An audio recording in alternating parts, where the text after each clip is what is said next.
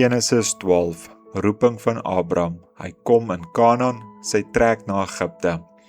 En die Here het aan Abram gesê, gaan jy uit jou land en uit jou familie en uit jou vader se huis, na die land wat ek jou sal wys. En ek sal jou 'n groot nasie maak, en jou seun en jou naam so groot maak, dat jy 'n seën sal wees.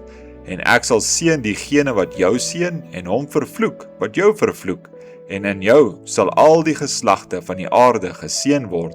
Toe het Abram weggetrek soos die Here hom gesê het, en Lot het saam met hom getrek, en Abram was 75 jaar oud by sy vertrek uit Haran.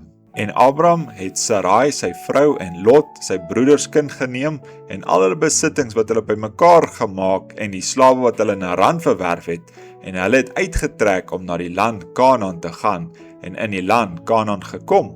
En Abram het deur die land getrek na die plek Sichem, tot by die terpentynboom More, die Kanaaniete was toe in die land.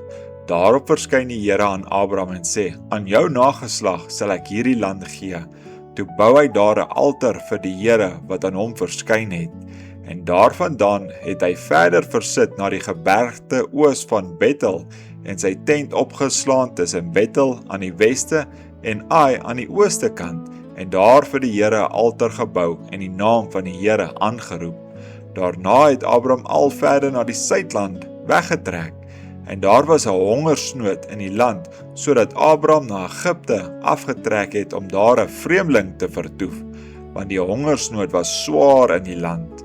En toe hy op die punt staan om Egipte in te trek, het hy met sy vrou Sarai gespreek, kyk, ek weet dat jy 'n vrou is, mooi van aansien. As die Egiptenaars jou nou sien, sal hulle sê, dit is sy vrou, en hulle sal my doodmaak en jou laat lewe. Sê tog jy is my suster, dat dit met my goed kan gaan ter wille van jou, en ek om jou ontwil in die lewe kan bly. Toe Abram dan in Egipte gekom het, sien die Egiptenaars dat die vrou baie mooi was. Ook het die vorste van Farao haar gesien en haar by Farao geprys, en die vrou is na die paleis van Farao geneem.